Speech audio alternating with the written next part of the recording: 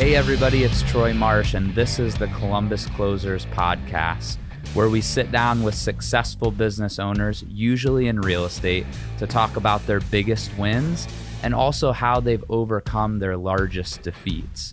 My goal with each episode is to provide you with at least one tactic that you as the listener can use today to take your business to the next level. So wherever you are, make sure that you subscribe to get the latest episodes on your favorite podcast platform. Hey everybody, this is Troy Marsh, and you're listening to Columbus Closers. I'm super excited because this is our inaugural episode. So I'm sitting here today with Dana Gentry, who is, I guess I would call you my boss, even though I know you hate that word, and I don't either, because I really don't like having one, to be honest with you. Partners. We're partners. There you go. Much better word. There you go.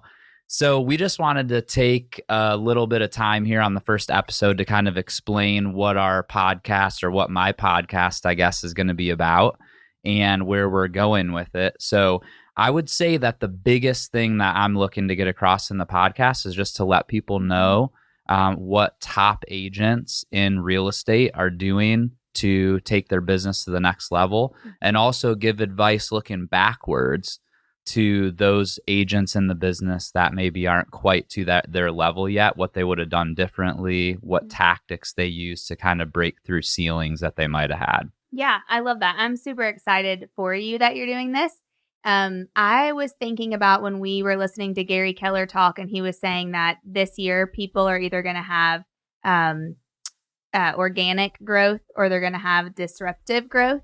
And I feel like just even the process of having this podcast and bringing value to other agents is disruptive growth, wouldn't you say? Yeah, I mean, it's definitely, uncomfortable for sure. Growth happens when you get out of your comfort zone. Mm-hmm. And this is definitely something, although I stand up in front of a lot of people often and talk, it's different. Yeah. It's different knowing that it's going to be out there for anybody in the world to listen to. But it's a kind of a cool different. Yeah. Because not a lot of people are doing it. Yeah. At least in Columbus, they're not. Right. Yeah, that's true. Mm-hmm. I mean, not a lot of people are talking about podcasts. Still, you don't know very many that do it. Yeah. I mean, you do it. Yeah. What's your journey been like? It's been a year now, right? Yeah. We just are on, I think, episode 60 something now. Cool. Yeah. Yeah. 60-ish, maybe.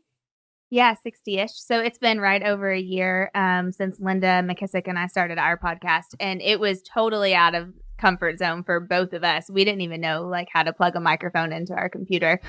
So it's been funny to kind of see how it's progressed. But now at over 80,000 downloads, it's been cool. And we always said we had no clue if you'll probably feel the same way. We had no clue if people were listening. We just wanted to bring value and hope that somebody listened and got some piece of a nugget that they could use to implement in their business that would help them grow. And I think ultimately, if that's the reason behind doing it, then it will be a success no matter what. Because, and I know you're like this, but when you're just super genuine and real and authentic, then that's what people want. That's what they want to listen to, and that's what they want to follow. Yeah. So it's been cool. Yeah, that reminds me of one of my favorite quotes from Craig Groeschel. Actually, it's one of yours too, I think.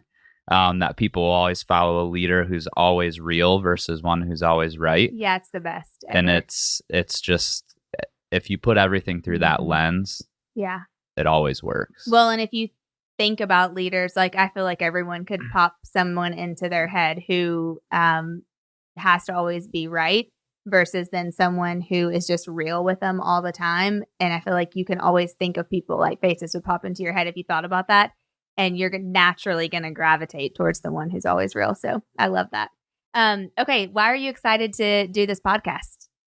I think just like you said, the ability to offer value. Yeah. I think so often we as entrepreneurs try to do things our own way. Mm-hmm. And part of the reason why we got into real estate or became an entrepreneur in anything was the opportunity to do it your own way. Yeah. And yet when we listen to really, really successful people like Gary Keller, obviously we're exposed to on a regular basis, the number one thing they talk about is looking at a model and system and really modeling your behavior after somebody who's already been there. Yep. And then once you establish that foundation, then being able to add creativity into it. Mm-hmm. So I love the idea of taking somebody who's probably had some creativity already in their business to help them grow to a massive level, and then going backwards and talking about what things they did maybe from a systems perspective or a model perspective that might given them that foundation, or maybe things that they wish they would have done. Yeah, that's a big one. Back then,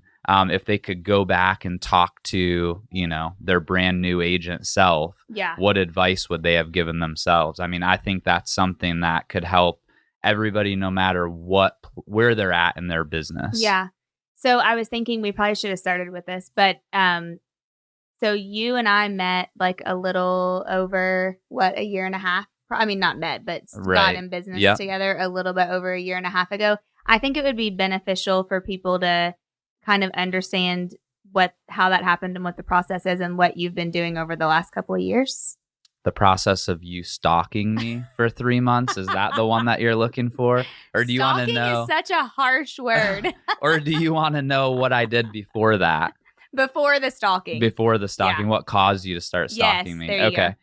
So I got licensed, my real estate license, when I was 22 years old in 2004, and really had kind of a crazy journey to get here. So I was on my own and then on a team, actually on a couple different teams. And then in 2011, I started my own team and grew that to last year. The team without me closed $27 million. What does that mean without you? So that means that I didn't sell any houses. Okay, so totally out of production? Totally out of production. Okay. Yeah, and then the year before, my last year in production, when you started stalking me, we closed $33 million. Okay. So we took a little bit of a step backward. However, that year I had closed 55 units on my own. Okay, yeah. So me stepping away, I was very satisfied with a small step backwards. Yeah. What do you have? This is just a random question, but I know that we both hear all the time, sometimes you have to slow down to speed up, or you might have to take a couple steps backwards to take like a giant leap forward. And for some people that have scarcity around that, or maybe that freaks them out, like what advice would you give to them? Or what would you say around that? Because you did that. I did that when I moved into leadership too. I think the biggest thing for me this year, or over the last year and a half or so, has been just learning about myself. So having been 22 when I got into real estate, I had only ever learned one thing as an adult, basically, other than going to school. Which was what? Selling real estate. Which was selling real estate. Right. And so the biggest thing I learned that I never expected to learn was that this role is extremely different than selling real estate. And so I love to compare how I've reacted to those challenges in this role versus how I reacted to learning real estate back when I was young. And I've learned a ton about myself and how I react to different challenges. What do you think has been like the thing that this year, over the last year or so, with all the growth, that's made you kind of feel like, man, this is where I need to be right now, as opposed to still staying in selling real estate? For me, I would say the biggest change that's happened in me over the last year has been my ability to ask questions, which is ironic because that's what you do on a podcast. However, talking less and asking more questions, seeking first to understand. I mean, and the cool thing is it goes across all aspects of life. Yeah. So the way I deal with my wife and my kids and our multiple businesses now that we have, plus my day-to-day in dealing with, over 260 agents on a daily basis, you learn that oftentimes what you thought was the issue actually wasn't the issue at all when you ask the right questions. Yeah, I love that. That's good. What would you say you've learned most from after stepping out? And you've had you've had even more of a path.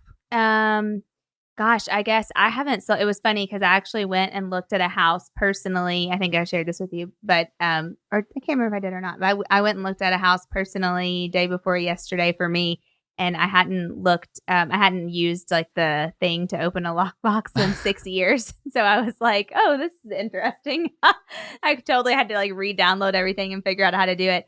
I thought I would sell real estate until like the day that I retired. I just never thought I would do anything different. I think I did same as you. I didn't know any different. I mean, I started selling real estate when I was in college and then dropped out of college because I was selling so many houses I couldn't keep up with my schoolwork, and never went back and finished. So I think it's a lot has transitioned, and then moving out of the selling and into the leadership aspect of things was totally different for me. I had never led anybody but myself in my entire life, because I didn't have a team, like different than you did have a team.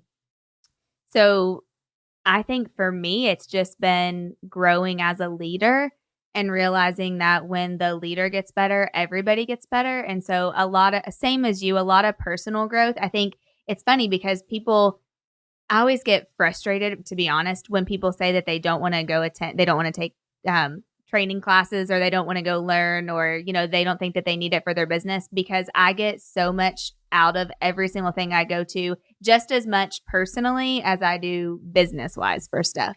And I think experiencing the personal growth has been huge. But probably the biggest thing for me has just been learning to be a better leader to other people. Because that's not something that, I think people are either born with you can lead or you maybe can't. But I think a lot of that is just you learn how to lead people and how to lead them to what's best for them. Well, yeah. And I think having the ability versus actually using it are two different things. Yeah, definitely. Yeah. So in terms of your growth as a leader, what would be the one thing that you've done that you feel like's made the biggest impact on your ability to lead? Oh, good question. I wasn't prepared for that.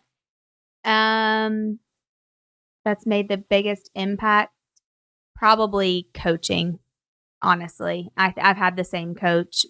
She's your coach too, but I think the game changer for me on really learning how to lead people was when I got into coaching.